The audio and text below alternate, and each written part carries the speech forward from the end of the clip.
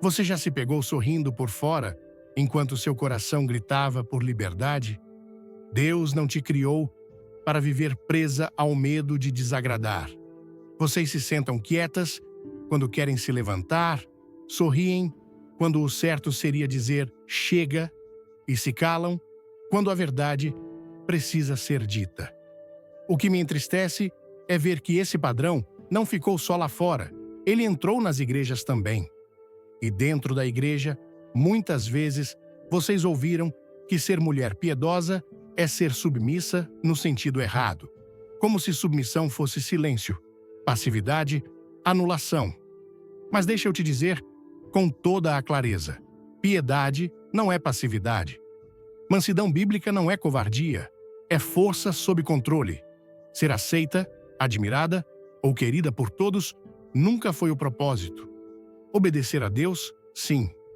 A verdade é que muitas têm confundido a aceitação social com a aprovação divina.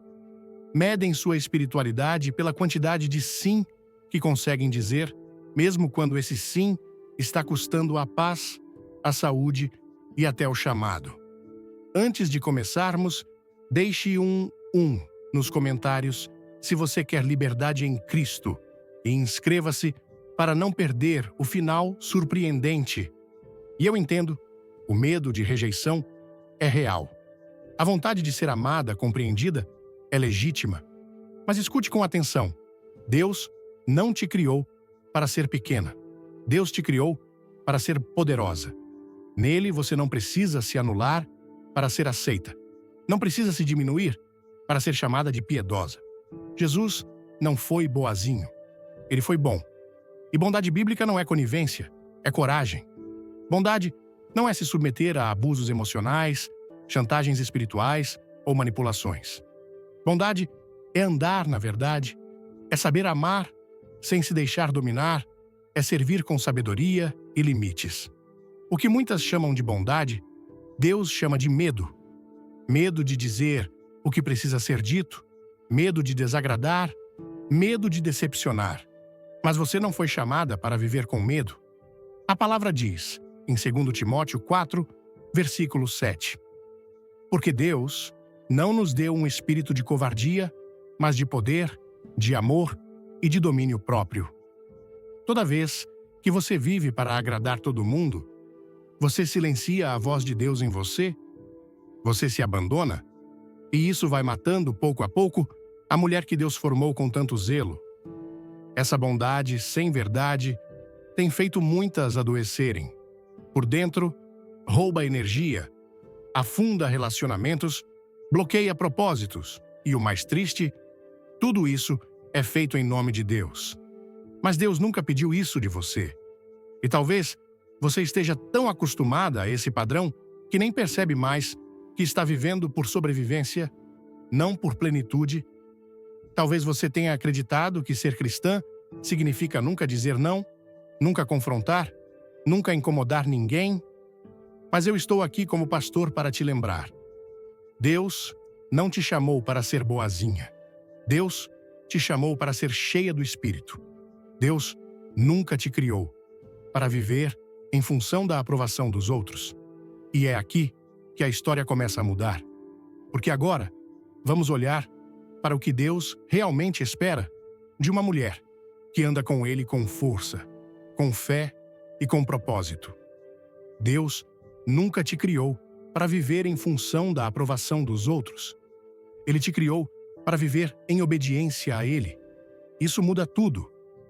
Quando olhamos para a palavra de Deus com olhos abertos, percebemos que as mulheres que Ele usou poderosamente não se encaixavam no molde da boazinha. Gostou da mensagem? Comente amém e clique no like. Fique até o fim. Tem uma revelação que vai mudar sua vida. Elas eram obedientes. Elas eram corajosas. Elas eram ousadas.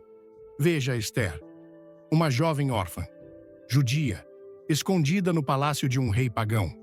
Ela poderia ter continuado calada, poderia ter se escondido para sempre, mas quando chegou o momento de agir, ela arriscou a própria vida. Foi ao rei, sem ser chamada, o que poderia resultar em morte. Por quê? porque ela entendeu que não estava ali para ser agradável. Ela estava ali para obedecer a Deus. E ela mesma disse isso em Ester 4, versículo 16. Se eu perecer, pereci. Agora olhe para Débora, juíza, profetisa, líder de uma nação em guerra.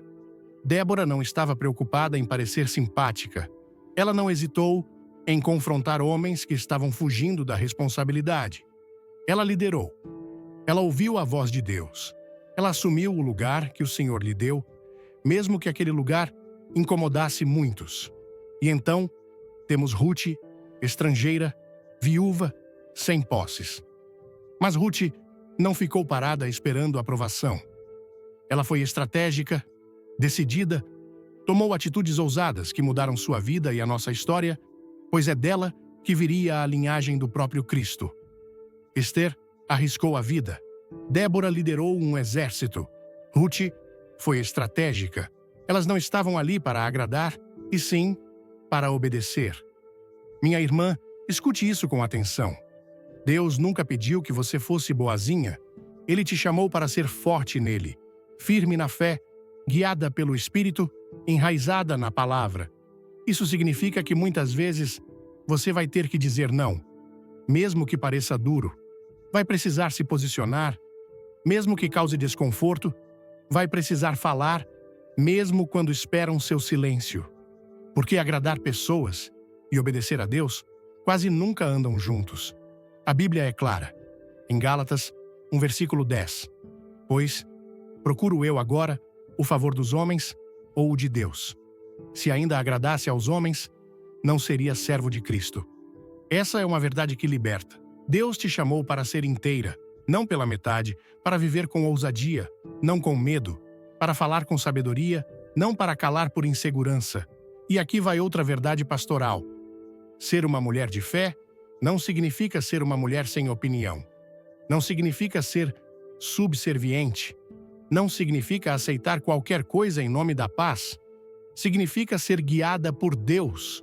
E quando Deus guia, Ele não te leva à passividade, Ele te leva à ação. Você percebe como isso muda tudo? Muda a forma como você se vê, muda a forma como você se posiciona na sua casa, no seu trabalho, nos seus relacionamentos, muda a forma como você serve na igreja, com coragem, com limites, com propósito. Porque uma mulher que sabe quem é em Cristo não se curva ao medo da rejeição, ela permanece firme. E talvez agora você esteja se perguntando: mas pastor, como eu cheguei até aqui? Como fui me moldando tanto aos outros?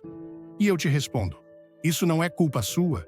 É uma construção lenta, silenciosa, feita de pequenos silêncios, concessões, medos e traumas. Mas aqui está a boa notícia. Ainda dá tempo de mudar. Ainda dá tempo de parar esse ciclo, de agradar todo mundo e esquecer de si mesma. Ainda dá tempo de reconectar com o propósito de Deus. Ainda dá tempo de recuperar sua voz, sua força e sua identidade. E é exatamente sobre isso que vamos falar agora. Ainda dá tempo de mudar. Mas para mudar, você precisa entender o que esse ciclo de agradar está realmente fazendo com você. Porque agradar demais custa caro. É silencioso, é sutil, mas vai corroendo por dentro. Quantas vezes você disse sim, com um sorriso por fora e dor por dentro? Quantas vezes você ficou calada para não criar problema? Quantas vezes você se colocou em segundo, terceiro, último plano só para manter a paz?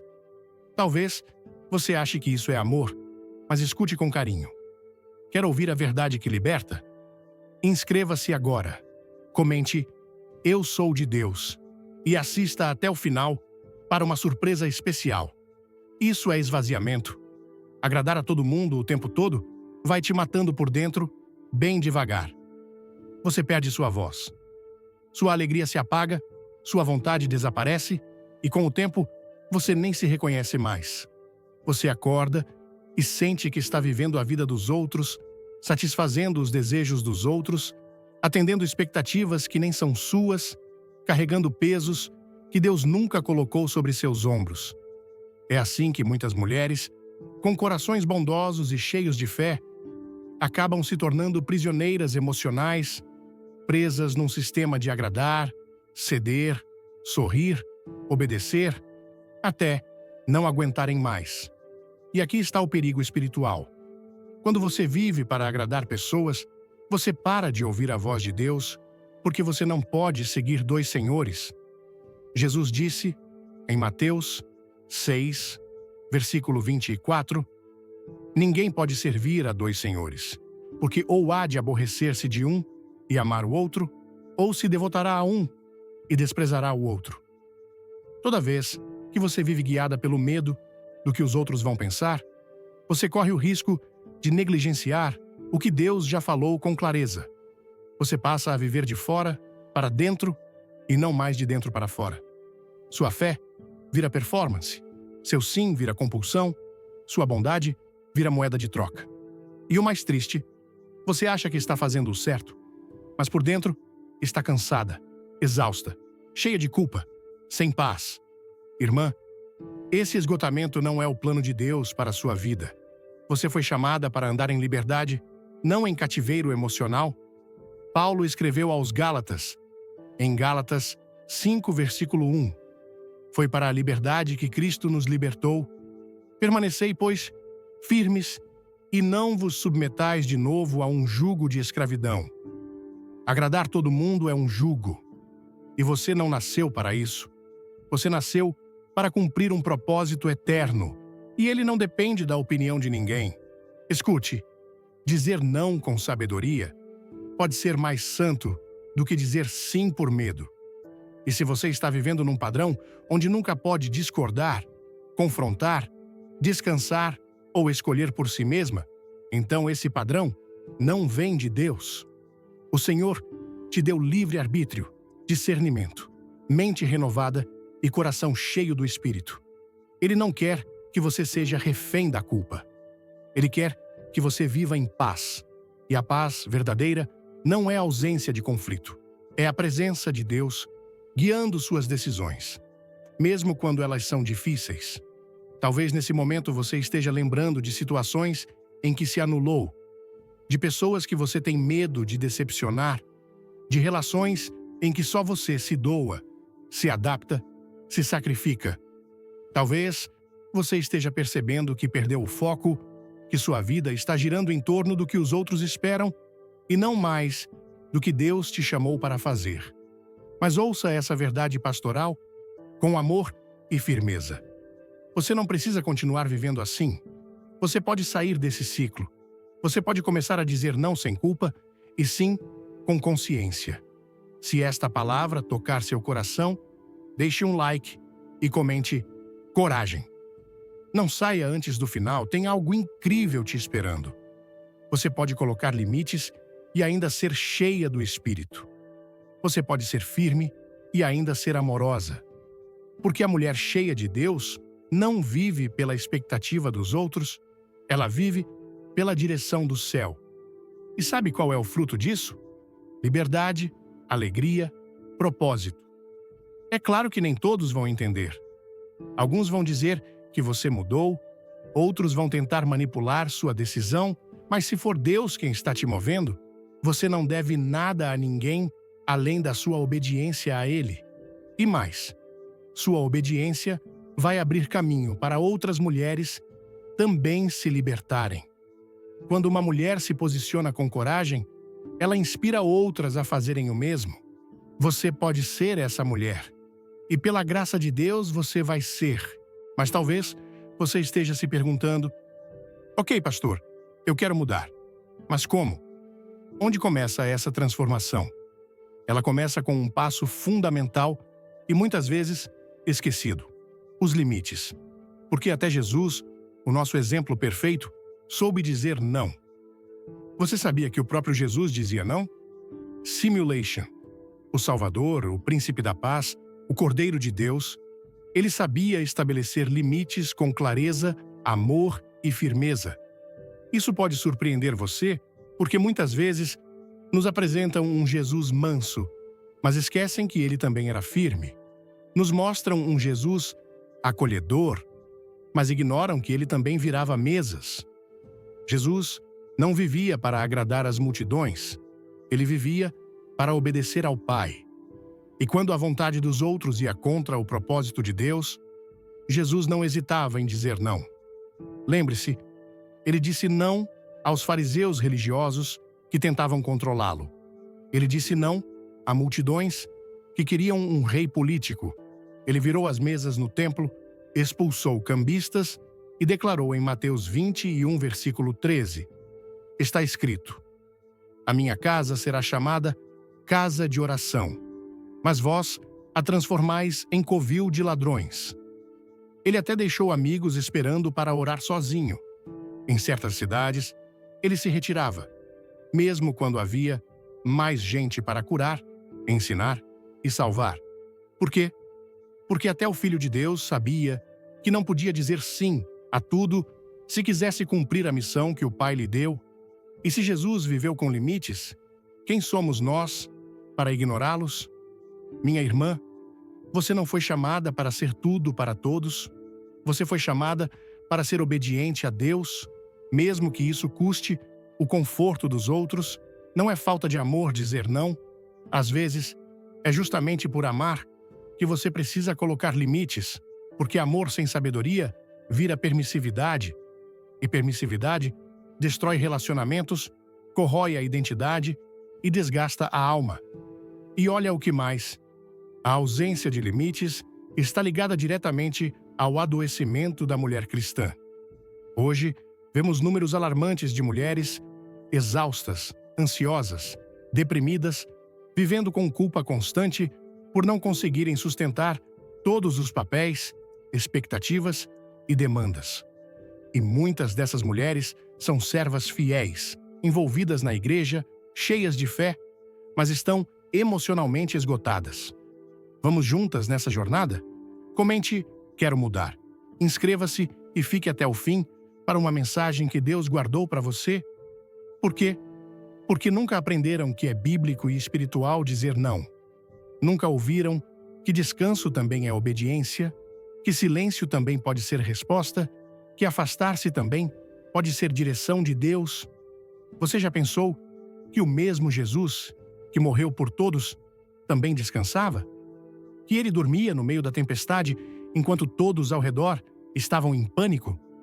Jesus nunca foi refém da expectativa das pessoas. Ele vivia em plena consciência da vontade do Pai. E é isso que ele quer para você. Seja o seu sim, sim, e o seu não, não. Como diz Mateus 5, versículo 37, seja, porém, o vosso falar sim, sim, não, não. Porque o que passa disso é de procedência maligna. Você não precisa justificar cada limite. Você não precisa se desculpar por proteger sua paz. Você não precisa se explicar quando está obedecendo a Deus. Simplesmente obedeça, simplesmente siga a voz do Espírito e confie que a graça de Deus vai sustentar você em cada decisão. Agora veja, isso não é libertinagem espiritual. Isso é maturidade espiritual. Uma mulher madura na fé não vive se esgotando para provar que ama. Ela ama, mas com sabedoria. Ela serve, mas com discernimento. Ela ajuda, mas com direção. E quando necessário, ela se afasta. Porque amor de verdade também confronta, também corrige, também recua quando percebe manipulação, abuso ou desrespeito. Infelizmente, muitas mulheres têm confundido abuso com prova de amor. E pior, acham que precisam suportar tudo em nome da fé. Mas Jesus não se deixava manipular. Ele não ficava preso onde não havia fé. Ele não se deixava consumir pela demanda dos outros, e você também não precisa. Ser gentil não significa ser fraca, significa saber quando dizer não. E aqui está o ponto. Quando você aprende a dizer não às pressões externas, você começa a dizer sim à vontade de Deus. Você libera espaço na sua alma. Você libera tempo no seu dia. Você libera energia no seu corpo. E tudo isso pode, enfim, ser usado para o que realmente importa: cumprir o propósito de Deus para a sua vida. Então, ao invés de perguntar, será que vão gostar de mim? Component placement, comece a perguntar: Senhor, é isso que o Senhor quer para mim? Porque no fim, não é a aprovação dos outros que sustenta você, é a graça de Deus. E quando você começa a viver com esse tipo de clareza, algo lindo começa a acontecer. Você se reencontra com o seu valor, e é justamente sobre isso que vamos conversar. Quando você começa a dizer não, com sabedoria, algo profundo acontece. Você começa a se lembrar de quem você é. Você deixa de viver em função do que os outros querem e volta a viver conforme o que Deus já disse sobre você. E aqui está uma verdade que pode transformar sua vida. O seu valor não está no quanto você se doa. O seu valor está em quem Deus diz que você é. Você não é preciosa porque serve bem. Você é preciosa porque foi feita à imagem do Criador. Você não é digna porque suporta tudo em silêncio. Você é digna porque o sangue de Jesus foi derramado por você. Você não precisa se esvaziar para provar que é boa. Deus já te validou e ninguém tem autoridade maior que Ele. Talvez você tenha aprendido ao longo dos anos que, para ser cristã de verdade, você precisava ser tolerante com tudo, aceitar tudo, suportar tudo. Mas essa não é a mulher que Deus quer formar em você. Deus não quer uma filha calada, cansada, invisível. Ele quer uma mulher cheia do Espírito, consciente do seu valor, firme, na verdade. E sabe como é essa mulher? Ela diz não, sem culpa. Ela se afasta quando necessário. Ela confronta em amor.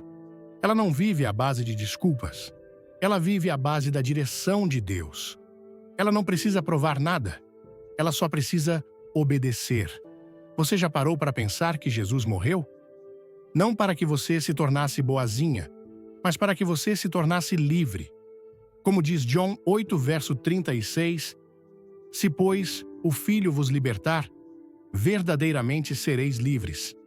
Livre do medo, livre da culpa, livre da expectativa alheia, livre da necessidade de ser aceita o tempo todo.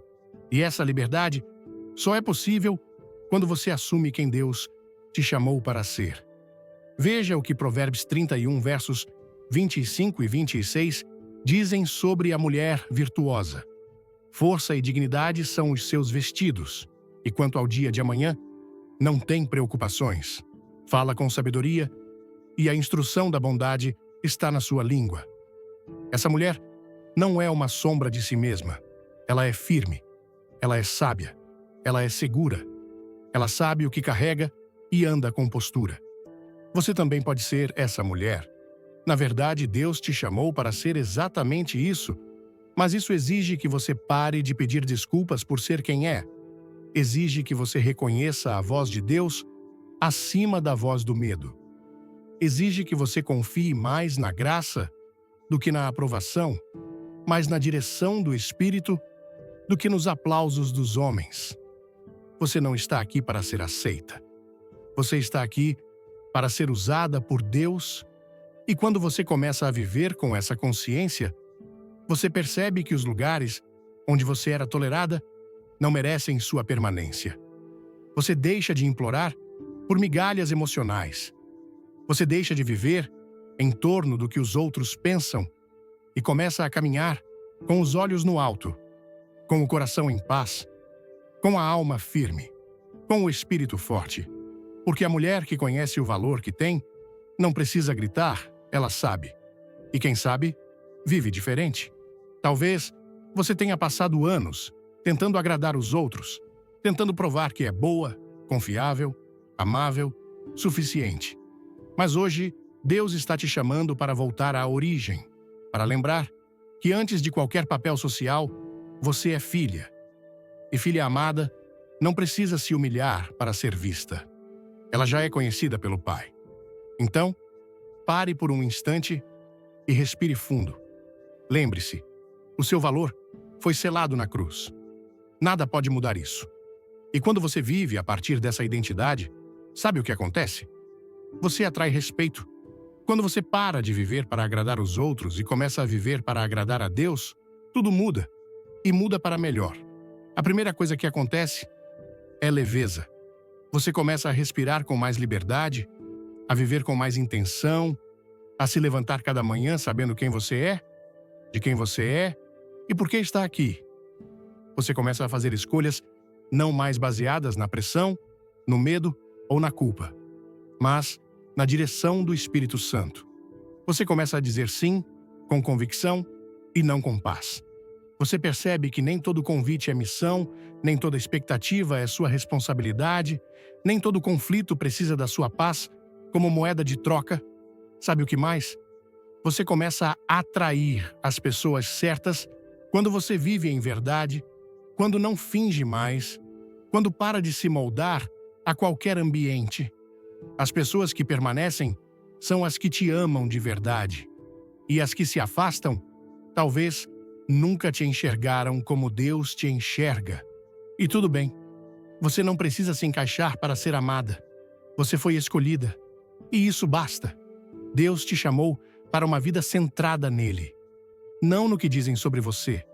Não nas expectativas que lançam sobre você. Mas no que ele mesmo falou a seu respeito. E ele disse em Isaías 43, versículo 1, Mas agora assim diz o Senhor, que te criou, ó Jacó, e que te formou, ó Israel. Não temas, pois eu te remi. Chamei-te pelo teu nome, tu és meu. E quando Deus chama, ele também capacita, protege e sustenta. Você começa a ver que seus relacionamentos mudam. Suas orações se tornam mais ousadas. Sua fé se torna mais estável. Sua voz se torna mais clara. Você para de viver no piloto automático e começa a caminhar com propósito. O respeito próprio que nasce do temor do Senhor vira um imã, não uma barreira. Você não repele amor, você repele manipulação. Você não afasta pessoas, você afasta padrões que não combinam com o que Deus tem para você. Você não se torna difícil, você se torna coerente. Você não é mais complicada, você é intencional. E sim, alguns vão tentar rotular isso como frieza, orgulho, dureza, mas Deus chama isso de coragem. O mundo pode chamar isso de teimosia. Deus chama de coragem. Coragem de obedecer, coragem de confiar, coragem de não se curvar. E aqui está a verdade que sela esta jornada. Você não precisa mais se desculpar por ter limites. Você não precisa mais sentir culpa por ser firme. Você não precisa mais abaixar sua voz para caber num mundo que não conhece seu chamado. Você nasceu para ser luz, sal da terra, embaixadora do céu, e isso requer presença, consciência e verdade. Sim, você pode ser amorosa, sem ser controlável. Você pode ser compassiva, sem ser submissa ao erro. Você pode ser doce, sem ser passiva. Porque uma mulher cheia do Espírito Santo é tudo isso. Forte e sensível, branda e corajosa, generosa e firme. Ela sabe o que carrega, ela sabe quem a chamou. E agora, você também sabe. Ser boazinha não é seu chamado mais alto. Ser obediente a Deus é, minha irmã, olhe bem para a sua vida. Olhe com honestidade. Quantas vezes você se anulou? Quantas vezes se curvou para caber?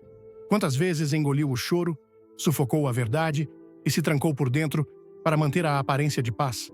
Mas a paz que te sufoca não é paz, é prisão. E hoje, em nome de Jesus, eu te digo, chega. Chega de viver para agradar quem nem sabe quem você é. Chega de se desculpar por ter opinião. Chega de abaixar o tom para não incomodar. Chega de ser boazinha enquanto sua alma grita por liberdade. Deus não te chamou para agradar todo mundo. Deus te chamou para ser fiel a Ele. E a fidelidade nem sempre é confortável. Às vezes, ela te separa. Às vezes, ela te expõe. Às vezes, ela te coloca sozinha, mas nunca fora da vontade de Deus. Lembra de Jesus? Ele foi amoroso, mas nunca fraco. Ele curou, mas também confrontou. Ele serviu, mas também se retirou. Jesus foi inteiro, verdadeiro, inabalável. E ele te chama para viver assim também. Seja o seu sim, sim, e o seu não, não. Como diz Mateus 5, versículo 37. Seja, porém, o vosso falar. Sim, sim. Não, não. Porque o que passa disso é de procedência maligna. Foi para a liberdade que Cristo nos libertou, como diz Galátias 5, verso 1. Foi para a liberdade que Cristo nos libertou. Permanecei, pois, firmes e não vos submetais de novo a um jugo de escravidão. Se o Filho vos libertar, verdadeiramente sereis livres, como diz João 8, versículo 36. Se, pois, o Filho vos libertar, verdadeiramente sereis livres. Você está pronta para viver essa liberdade? Então aqui vai o desafio. Essa semana, diga um não corajoso. Não por maldade, não por rebeldia, mas por amor, por verdade, por obediência. Um não que honre sua saúde, sua identidade, seu tempo, seu chamado. Diga esse não com firmeza e depois venha contar aqui nos comentários. Inspire outras irmãs. Seja o sinal de coragem que alguém está esperando para se libertar também. E se esse vídeo, essa palavra, essa conversa tocou o seu coração, não guarde só para você. Compartilhe com outra mulher que precisa ouvir. Se inscreva, ative as notificações e prepare-se. No próximo vídeo, vamos falar sobre confiança piedosa. Como confiar sem se deixar controlar. Mas antes de ir, receba isso no Espírito. Você não é frágil. Você é cheia do Espírito. Você não é difícil. Você é guiada por Deus. Você não está aqui para ser pequena. Você está aqui para ser poderosa em Cristo. Então pare de se desculpar pela sua força. Assuma ela. Viva ela. Honre a mulher que Deus te chamou para ser. E precisamos viajar no tempo, muito antes das igrejas modernas e até mesmo da lei de Moisés, chegando aos dias de um homem chamado Abraão. Ele é uma figura central na história da fé, escolhido por Deus para ser o pai de uma nação inteira. No livro de Gênesis, encontramos um dos primeiros registros do que parece ser o dízimo. Após vencer uma batalha contra reis inimigos, resgatando seu sobrinho e recuperando muitos bens, Abraão se deparou com um homem enigmático chamado Melquisedeque, descrito como rei de Salém e sacerdote do Deus Altíssimo. Segundo o texto, Abraão ofereceu a Melquisedeque um dízimo de tudo o que havia conquistado, ou seja, 10%, dando origem ao conceito de dízimo. Mas surge uma questão importante. Deus mandou Abraão fazer isso? Nada no texto indica que foi uma ordem divina. Pelo contrário, parece que Abraão tomou essa decisão por conta própria, como um gesto de gratidão e honra, sem estar cumprindo uma regra, mas expressando um sentimento que vinha do coração. Isso é realmente interessante, pois mostra que desde o início, dar um 10º não era uma obrigação imposta por Deus, mas uma escolha espontânea de alguém que reconhecia a soberania divina em sua vida. Pense bem, naquela época, as pessoas viviam num mundo onde oferecer presentes aos reis ou deuses era comum. Imagine um agricultor que, após uma colheita abundante, separava o melhor dos seus grãos ou frutos para levar ao templo local como sinal de respeito, dizendo: "Eu sei que essa bênção vem de Deus e quero devolver uma parte para demonstrar minha gratidão." Abraão, ao dar esse 10º a Melquisedeque, participava de uma prática cultural já existente, mas o fez para o Deus Altíssimo e não para um ídolo qualquer. Em troca, Melquisedeque abençoou Abraão, criando um momento de reconhecimento e comunhão. Esse encontro não tratava de regras ou cálculos exatos, mas de um relacionamento. E é aí que começamos a entender o verdadeiro sentido do dízimo. Um ato voluntário de um coração grato, e não uma fórmula fixa baseada em porcentagens ou no medo de punição. A história do dízimo continua. Muitos séculos depois, quando o povo de Israel se tornou uma nação sob a liderança de Moisés, o dízimo ganhou um novo papel na lei que Deus deu ao seu povo. Por meio de Moisés, encontramos instruções claras sobre essa prática. Em Levítico 27, versículo 30, está escrito: Também todos os dízimos da terra, tanto das sementes da terra como do fruto das árvores, pertencem ao Senhor. São coisa santa ao Senhor. Nesse momento, o dízimo deixou de ser apenas uma decisão pessoal e passou a fazer parte de um sistema organizado. Deus ordenou que o povo separasse 10% de suas colheitas e rebanhos para um propósito específico, que não era enriquecer líderes religiosos ou construir templos luxuosos, mas sustentar os levitas, uma das 12 tribos de Israel que não recebeu terras como herança. Esses levitas foram destinados a servir no tabernáculo e depois no templo, cuidando das cerimônias, orações e do ensino da lei. Sem terras para cultivar, dependiam do dízimo para sobreviver.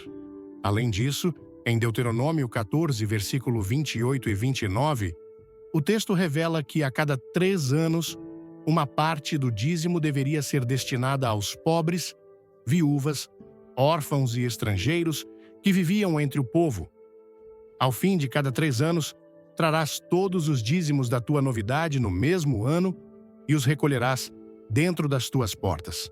Então, virá o levita, pois nem parte, nem herança tem contigo, e o estrangeiro, e o órfão, e a viúva, que estão dentro das tuas portas, e comerão e fartar-se-ão, para que o Senhor, teu Deus, te abençoe em toda a obra das tuas mãos que fizeres. Imagine então uma pequena vila em Israel naquela época, onde um agricultor, chamado Jonas, após colher seus grãos, separava 10% da produção, trigo, azeitonas, uvas, e levava ao depósito comunitário. Ele sabia que esses bens iriam alimentar os levitas, que ensinavam seus filhos sobre Deus, e também ajudariam uma viúva chamada Sara, que após perder o marido, lutava para criar seus filhos sozinha. Jonas não fazia isso por medo de uma maldição, mas porque compreendia que fazia parte de um povo escolhido por Deus, no qual cuidar uns dos outros era essencial. Esse era o espírito do dízimo na lei de Moisés, um sistema prático e, ao mesmo tempo, profundamente espiritual, que refletia o cuidado de Deus com os necessitados. Em Números 18, versículo 21, Deus reforça essa ideia, dizendo: Eis que aos filhos de Levi dei todos os dízimos em Israel, por herança, pelo serviço que prestam, o serviço da tenda da congregação. Assim, o dízimo funcionava como um meio de manter a nação unida e funcionando como um povo sagrado. Um detalhe importante é que na Bíblia, o dízimo não era feito com dinheiro, mas com alimentos, grãos, frutos e animais. Isso faz sentido, porque Israel era uma sociedade agrária. As pessoas não tinham salários fixos ou contas bancárias como hoje. Viviam do que a terra produzia. E o dízimo era uma forma de compartilhar essa produção. Pense bem, quando alguém diz de 10% do seu salário, isso é uma adaptação moderna, não algo que vem diretamente do texto bíblico. Naquela época, ninguém contava moedas ou escrevia cheques. Era simplesmente um punhado de trigo, um cesto de figos ou um cordeiro do rebanho.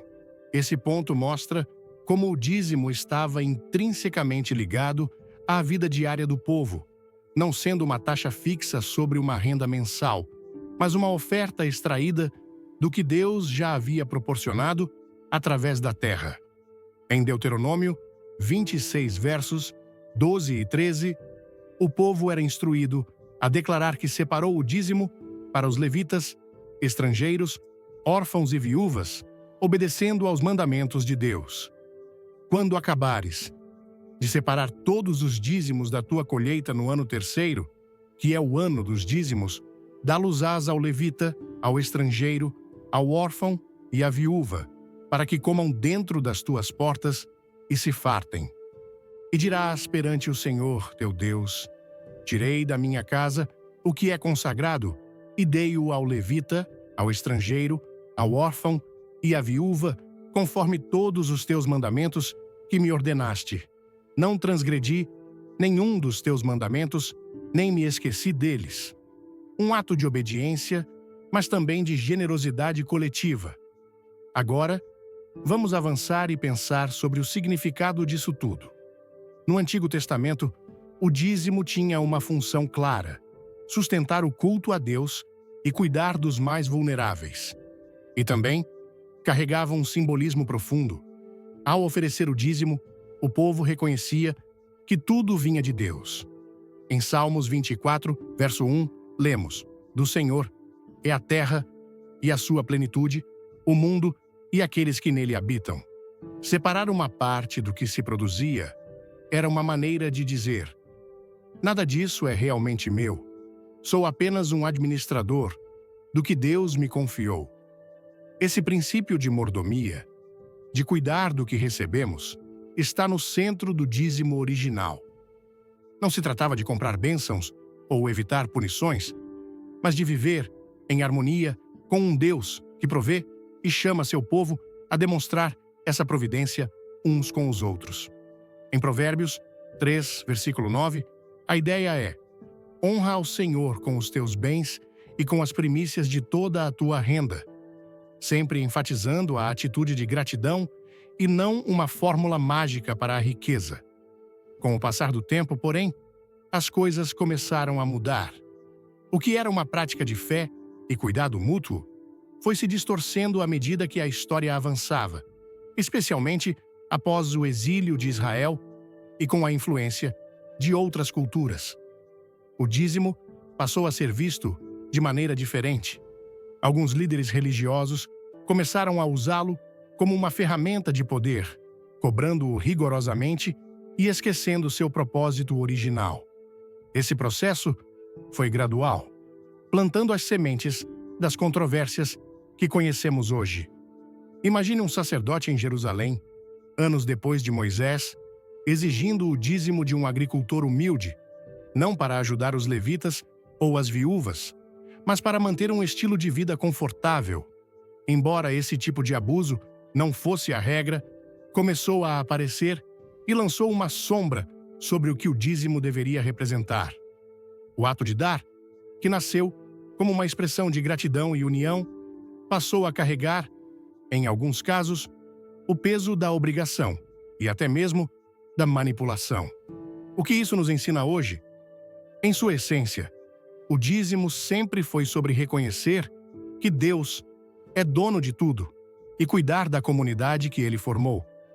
Não era uma taxa para garantir bênçãos ou evitar maldições, mas um reflexo de um povo que vivia em aliança com Deus e entre si.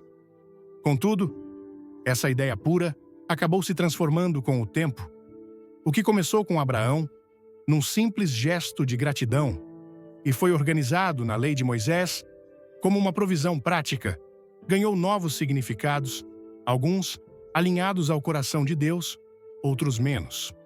Antes de continuar, reflita: o que o dízimo significa para você hoje? Você o pratica por amor, por obrigação ou por medo? Essa pergunta é o primeiro passo para entender como essa prática milenar se conecta com nossa fé. Agora, porque o que realmente importa não é o quanto damos, mas o porquê damos. Vamos explorar isso a seguir. Já vimos como o dízimo começou com Abraão e se estruturou na lei de Moisés como uma provisão para os levitas e necessitados. Chegou o momento de dar um salto para o Novo Testamento.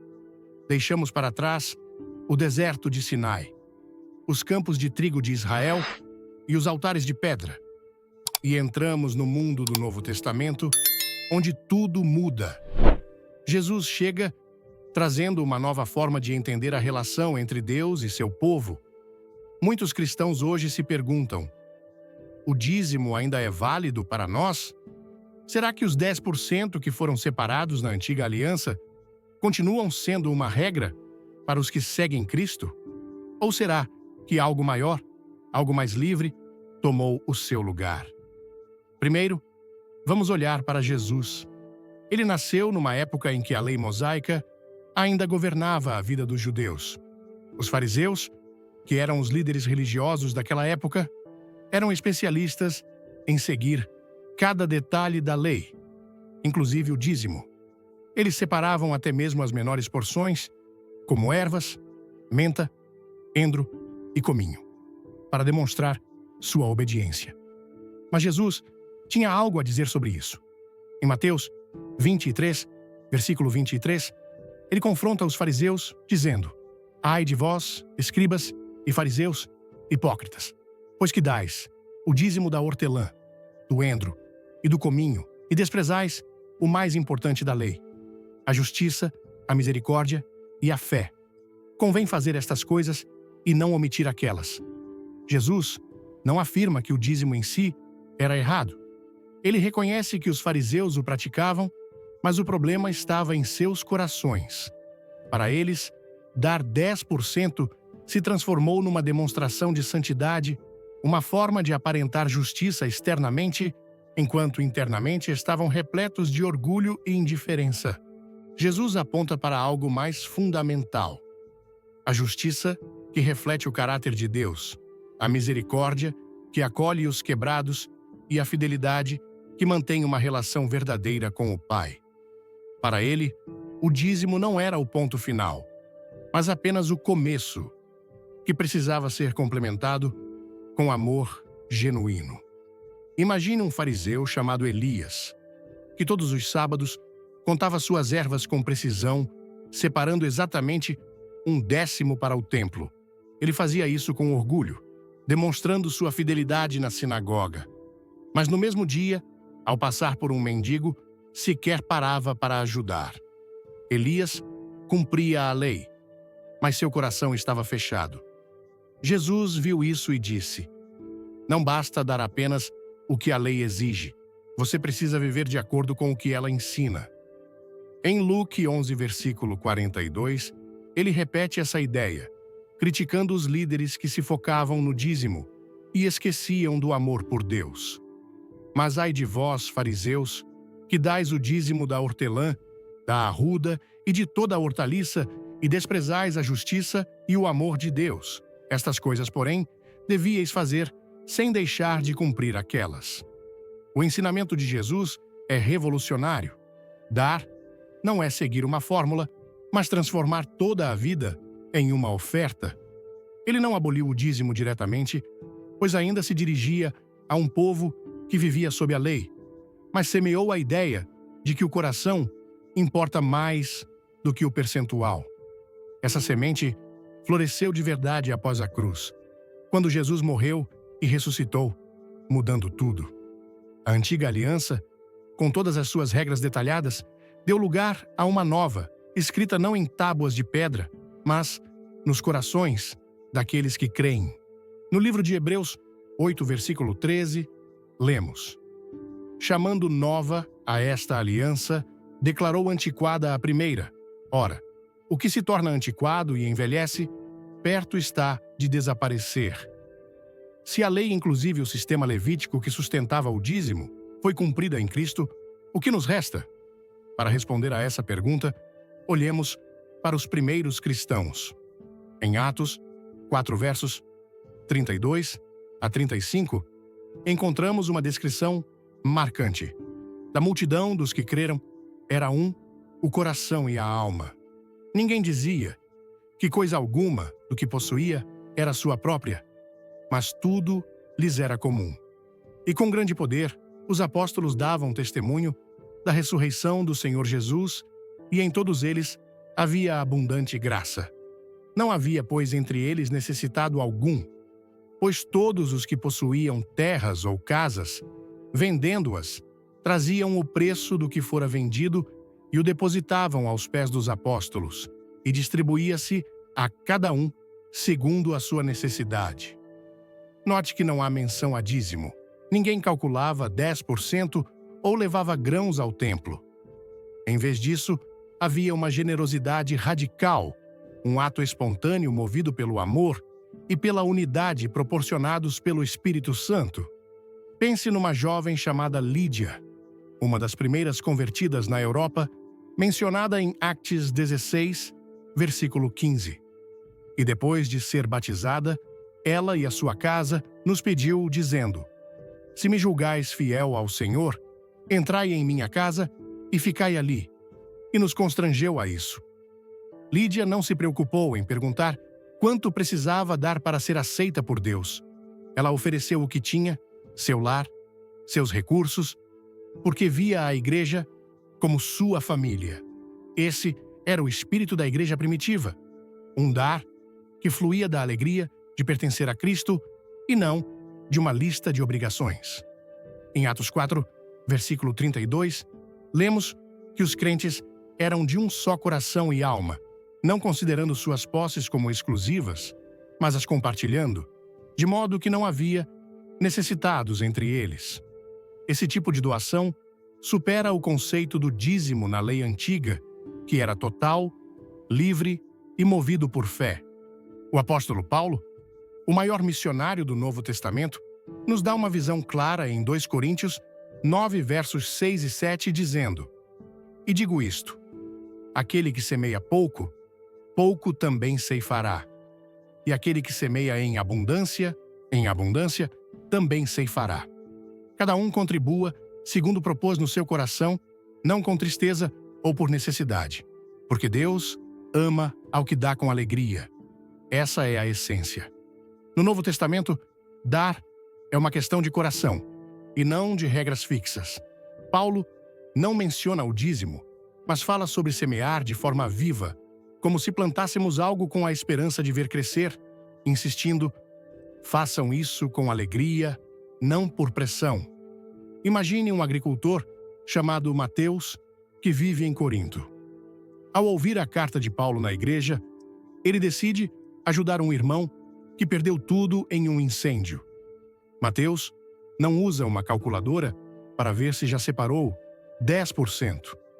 Ele simplesmente observa o que tem: alguns sacos de grãos, algumas moedas, e entrega com um sorriso, sabendo que está semeando algo de bom na vida de alguém.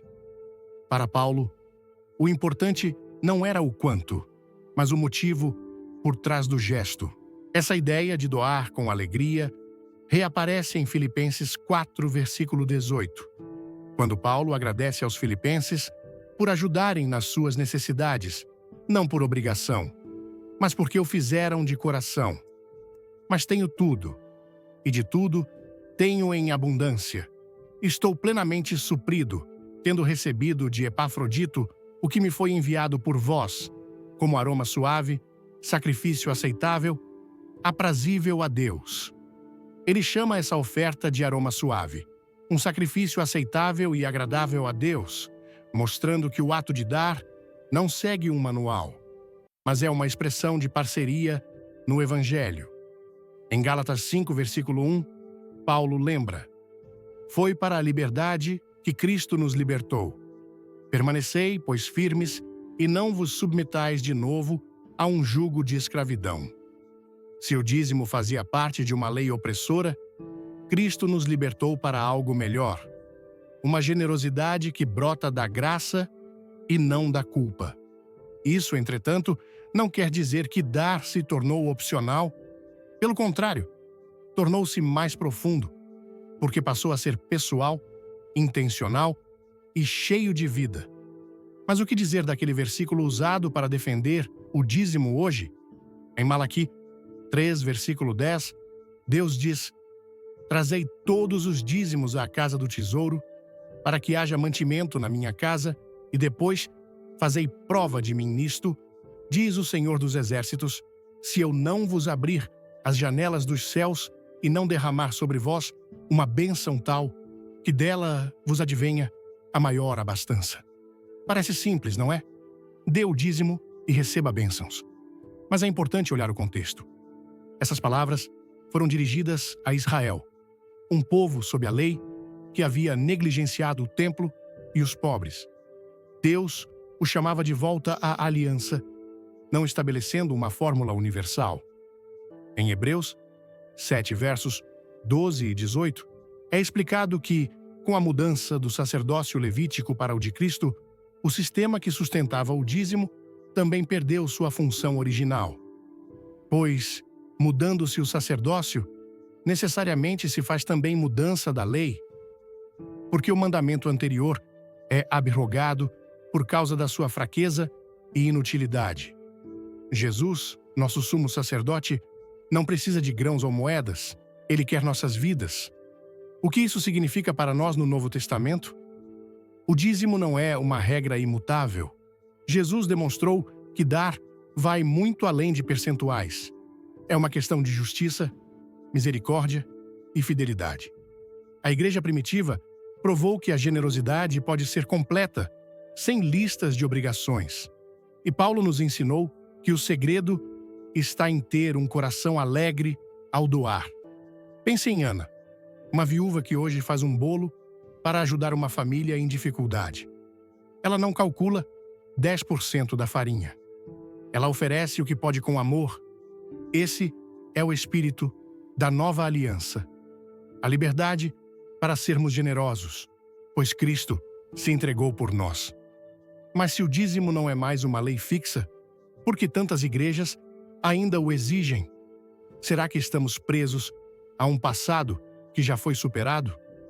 Essas perguntas nos levam a refletir sobre como, em alguns lugares, o ato de dar virou uma ferramenta de pressão e não de bênção.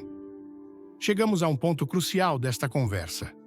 Já vimos como o dízimo começou com Abraão num simples gesto de gratidão e se organizou na lei de Moisés como um meio de sustentar os levitas e os necessitados. Depois, no Novo Testamento, vimos que Jesus e os apóstolos abriram as portas para uma doação mais livre, guiada pelo coração e pela graça, e não por regras rígidas. Contudo, também precisamos enfrentar uma realidade desconfortável. Ao longo dos séculos, o dízimo, que deveria ser uma expressão de fé, virou para muitos um peso, uma pressão ou até uma forma de manipulação. Talvez você já tenha sentido isso. Seja em uma pregação que prometia bênçãos infinitas se você desse seus 10%, ou em um apelo que o fez questionar se você estava falhando com Deus por não contribuir o suficiente. Imagine uma cena familiar. Num domingo qualquer, o pastor sobe ao púlpito, abre a Bíblia em Malaquí 3, versículo 10, e diz com entusiasmo: Trazei todos os dízimos à casa do tesouro, para que haja mantimento na minha casa, e depois fazei prova de mim nisto, diz o Senhor dos Exércitos, se eu não vos abrir as janelas dos céus e não derramar sobre vós uma bênção tal, que dela vos advenha a maior abastança. A congregação ouve atentamente e o pastor continua: Se você der seu dízimo fielmente, Deus multiplicará seu dinheiro, abrirá portas no seu trabalho e consertará suas finanças. Mas, se você não doar, estará roubando a Deus e vivendo sob maldição. As palavras ecoam e muitos pegam seus envelopes, alguns com fé, outros com medo. Essa mensagem, conhecida como teologia da prosperidade, é comum em igrejas ao redor do mundo, especialmente no Brasil, e pinta o dízimo como uma chave mágica. Doe 10% e colha bênçãos materiais. Mas será que é isso que Malaquias realmente quis dizer? E mais importante, isso reflete o verdadeiro Evangelho de Jesus? Para entender, precisamos voltar ao contexto de Malaquias. Esse livro foi escrito por volta de 430 anos antes de Cristo, quando Israel havia retornado do exílio na Babilônia. O povo estava reconstruindo sua vida, mas negligenciava tanto o templo quanto os pobres.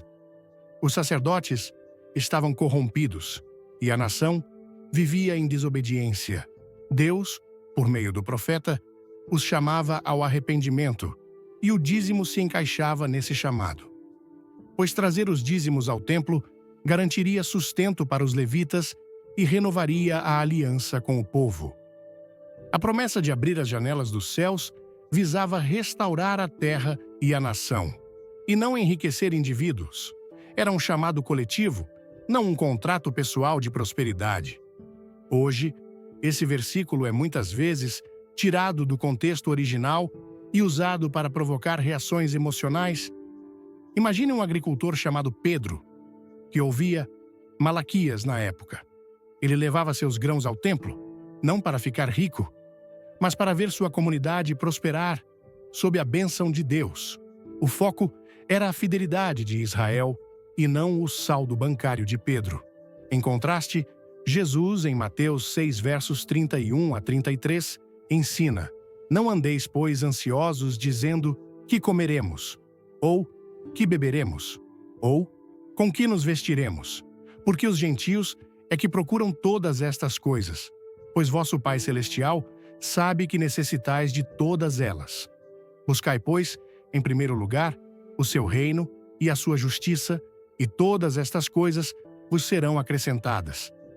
Jesus inverte a lógica da prosperidade. Ele não diz: dê 10% e encha seus bolsos, mas sim: confie no Pai, busque o reino e Ele cuidará de vocês. A bênção, segundo ele, não é um prêmio por doar, mas uma promessa de provisão para quem vive para Deus. Em Lucas 6, versículo 38, ele ensina que, ao dar, receberemos de volta uma boa medida, calcada, sacudida e cheia. Dai e ser-vos-á dado. Boa medida, recalcada, sacudida e transbordante vos deitarão no regaço. Porque com a mesma medida com que medirdes, também vos medirão de novo. Mas o contexto é sempre sobre generosidade e perdão, e não sobre um cálculo financeiro. Jesus nunca tratou Deus como um banqueiro que negocia bênçãos em troca de dízimos. A ideia de que o dízimo traz riqueza tem raízes históricas. Nos primeiros séculos da Igreja, o dízimo continuava em algumas regiões como uma oferta voluntária. Com o passar do tempo, especialmente durante a Idade Média, a Igreja Católica transformou-o em um imposto eclesiástico, cobrado para sustentar clérigos e catedrais. Mais uma questão administrativa do que espiritual. No século XX, com o crescimento do movimento pentecostal nos Estados Unidos, pregadores começaram a associar o dízimo à prosperidade pessoal. Versículos como o de Malaquias foram reinterpretados, dando origem à teologia da prosperidade. Dê para receber. No Brasil, essa mensagem se espalhou, misturando-se com a busca por esperança em tempos de dificuldade econômica, mas acabou distorcendo o verdadeiro sentido do dízimo, que era para sustentar a comunidade e honrar a Deus.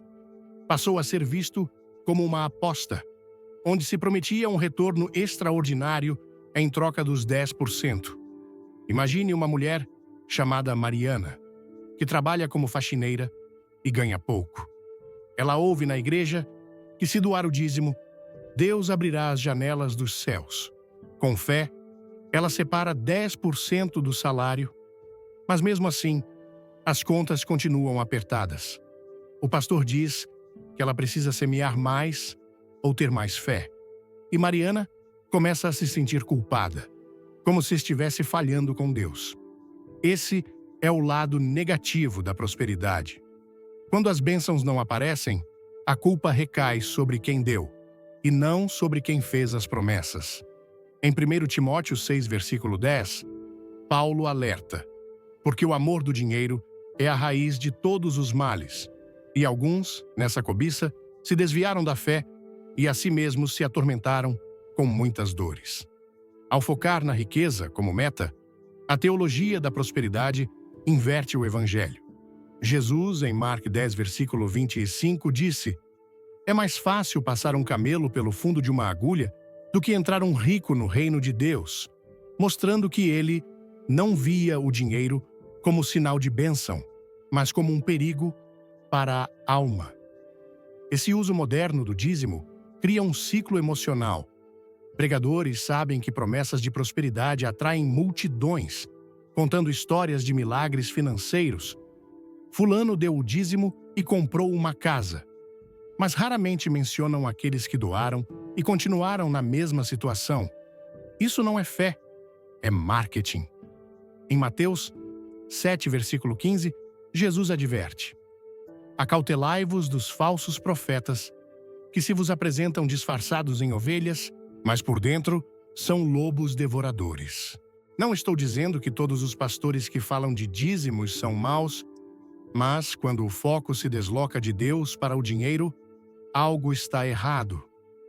Imagine um pai de família chamado João, que ouve essa mensagem todo domingo.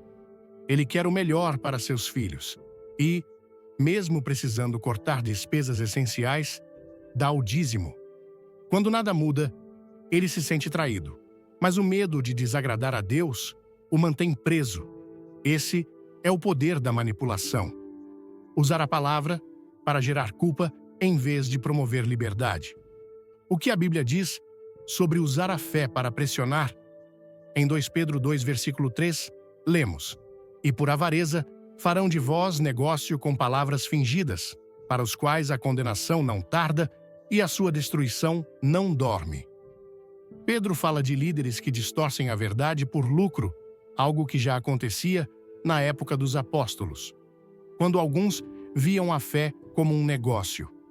Hoje, com a televisão, redes sociais e grandes eventos, esse problema se agrava. O dízimo, que deveria unir o povo de Deus, às vezes se transforma em um instrumento que enriquece poucos e confunde muitos. Em James 2 versos 15 e 16, o apóstolo questiona: Se um irmão ou irmã estiverem carecidos de roupa e necessitados do alimento cotidiano, e qualquer de vós lhes disser: Ide em paz, aquecei-vos e fartai-vos, sem, contudo, lhes dar o que é necessário ao corpo, que proveito haverá nisso? Devemos ajudar os necessitados e não manter estilos de vida extravagantes. Assim, o dízimo pode ser uma bênção ou um meio de pressão, dependendo de como é ensinado. Se for apresentado como um ato de amor a Deus e ao próximo, pode ser algo lindo, mas, se virar uma troca, dê para receber, ou um fardo de culpa, perde seu sentido. Em Romanos 14, versículo 17, Paulo nos lembra que quem dá deve sentir paz, porque o reino de Deus não é comida nem bebida, mas justiça e paz e alegria no Espírito Santo. Reflita ao doar.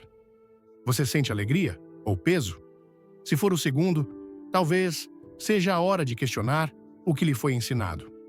O Evangelho não é sobre comprar bênçãos, mas sobre viver para um Deus que já nos deu tudo por meio de Cristo. Nossa conversa nos levou por um caminho cheio de reviravoltas. Vimos o dízimo surgir como um gesto de gratidão com Abraão, se transformar numa provisão comunitária na lei de Moisés e depois ser repensado por Jesus e os apóstolos como um chamado a uma doação livre e cheia de amor. No entanto, também enfrentamos a dura realidade de que, em muitos lugares, essa prática foi distorcida, tornando-se um peso, uma forma de pressão e até mesmo um negócio que beneficia poucos.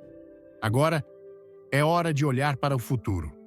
Como cristãos hoje, o que devemos fazer? Como podemos doar de um jeito que honre a Deus, edifique os outros e traga alegria ao nosso coração? Primeiro, precisamos entender o que significa ser um bom administrador.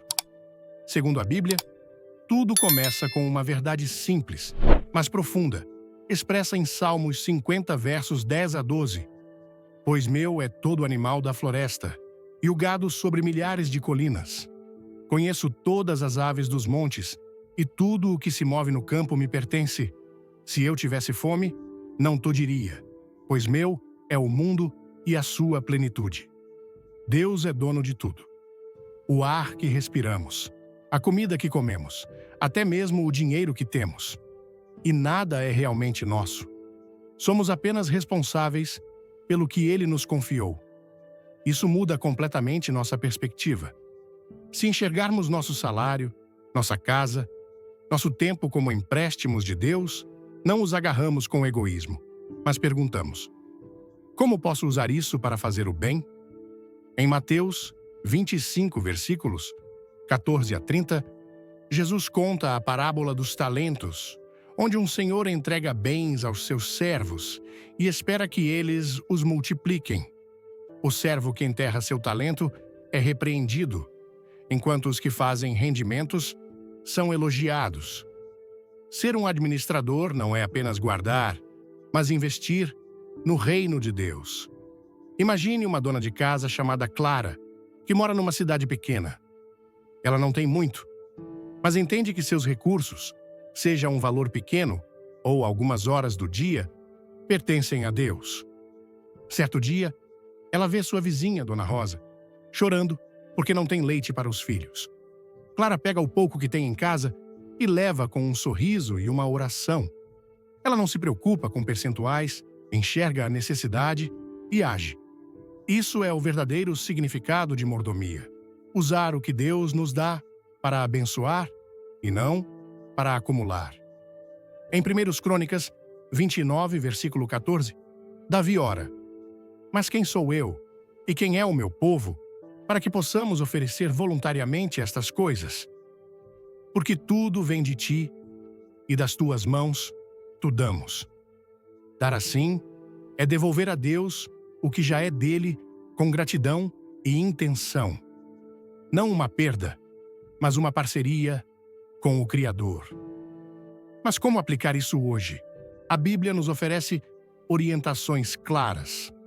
Em 2 Coríntios 8 versos 12 a 14, Paulo fala sobre uma coleta para os pobres, explicando: Porque se há boa vontade, a oferta é aceita segundo o que alguém tem, e não segundo o que não tem.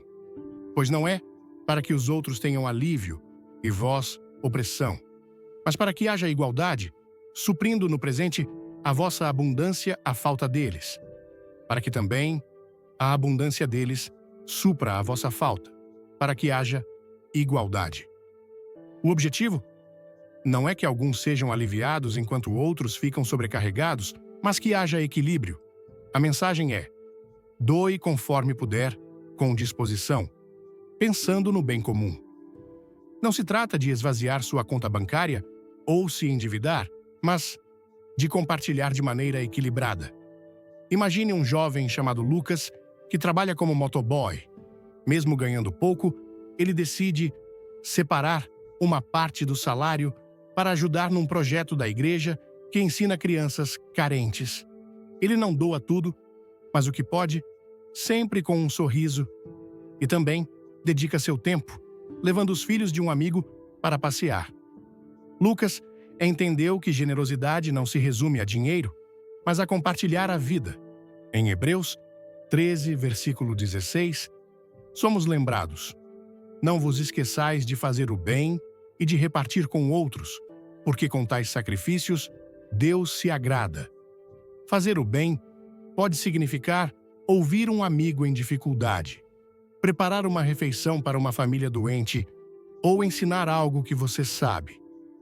Imagine uma costureira chamada Beatriz, que usa suas tardes para confeccionar máscaras para um asilo.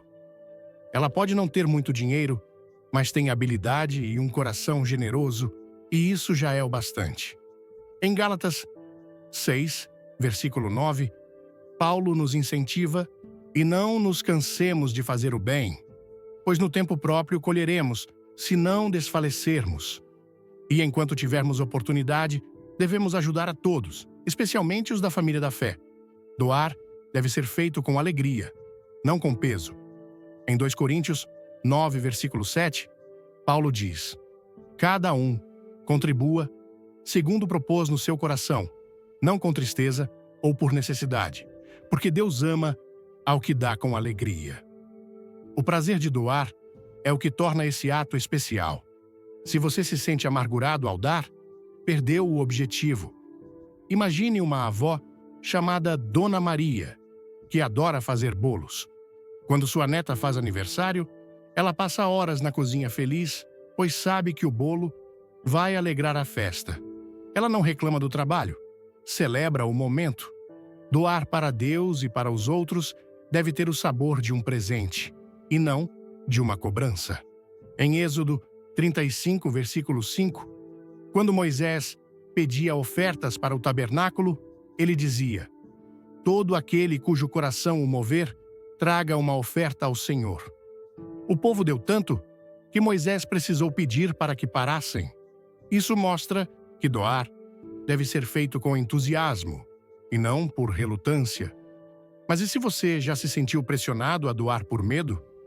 Muitos cresceram ouvindo que, se não doarem o valor certo, sofreriam maldições, como se, ao não doar, estivessem falhando com Deus. Em Romanos 6, versículo 14, encontramos a chave: porque o pecado não terá domínio sobre vós, pois não estáis debaixo da lei, mas debaixo da graça. A graça de Cristo nos liberta do peso da obrigação. Você não precisa provar nada a Deus com seu bolso, pois Ele já te aceitou na cruz. Em João 10, versículo 10, Jesus promete: eu vim para que tenham vida e a tenham em abundância. Essa abundância é espiritual, não material, e não depende de cheques. Imagine um jovem chamado Rafael que ouvia que o dízimo era uma forma de garantir a proteção de Deus. Um dia, ao ler Romanos, ele percebeu: eu já sou livre em Cristo. Assim, começou a doar o que podia, sem culpa, encontrando paz. Pois a generosidade floresce onde o medo desaparece. Quanto às igrejas que ainda exigem o dízimo como regra, não precisamos julgá-las, mas sim avaliá-las. Em 1 João 4, versículo 1, somos chamados a examinar os espíritos para ver se vêm de Deus. Amados, não creiais em todo espírito, mas provai se os espíritos são de Deus, porque muitos falsos profetas têm saído pelo mundo. Se uma igreja usa o dízimo para construir o reino, ajudar os pobres e pregar o evangelho, ótimo. Mas, se o foco é enriquecer líderes ou assustar fiéis, é melhor evitar. Em Atos 20, versículo 35, Paulo cita Jesus dizendo: tenho-vos mostrado em tudo que, trabalhando assim, é necessário auxiliar os enfermos e recordar as palavras do Senhor Jesus, que disse: mais bem-aventurado é dar do que receber. Uma igreja fiel vive esse princípio sem distorcer a mensagem. Pergunte a si mesmo: meu ato de dar está glorificando a Deus ou sustentando um sistema? Seja sábio, mas sem rigidez. O objetivo é crescer, não condenar. Cada palavra deste sermão ressoou profundamente, como um chamado para despertar a alma. A mensagem de que ser boazinha não é o propósito de Deus para nós, mulheres, mexeu comigo de uma forma que não posso ignorar. No Brasil, onde a cultura muitas vezes nos ensina a agradar, a sorrir, mesmo com o coração apertado, e a carregar o peso de expectativas alheias, esse sermão é como um grito de liberdade. Ele me fez refletir sobre quantas vezes eu disse sim, por medo de desagradar, quantas vezes me calei para evitar conflito e quantas vezes me coloquei em último lugar, achando que isso era ser uma boa cristã. Mas a verdade é clara: Deus não me criou para viver apagada, para ser uma sombra de mim mesma. Ele me formou para ser cheia do Espírito, corajosa e fiel ao chamado que colocou no meu coração. Essa mensagem me confrontou, mas também me libertou. A primeira lição que tirei é que ser piedosa não significa ser passiva. A Bíblia, em 2 Timóteo 4,7, diz que Deus nos deu um espírito de poder, amor e equilíbrio, não de covardia. Isso significa que posso dizer não com sabedoria, sem culpa, quando algo vai contra o propósito de Deus para mim. Na cultura brasileira, onde muitas vezes somos ensinadas a priorizar os outros, isso é revolucionário. Quantas mulheres não estão exaustas, emocionalmente esgotadas, porque vivem para agradar? Eu já estive nesse lugar, sorrindo por fora enquanto por dentro sentia um vazio. Agora entendo que agradar a Deus é mais importante do que agradar pessoas, e isso exige coragem para estabelecer limites. Outra lição poderosa é sobre o valor que Deus me deu. O sermão me lembrou de Provérbios 31, 25 a 26, que descreve a mulher virtuosa como alguém vestida de força e dignidade, que fala com sabedoria. No Brasil, onde a pressão para sermos perfeitas, boa mãe, esposa, filha, profissional, pode nos sufocar. Essa verdade é um alívio.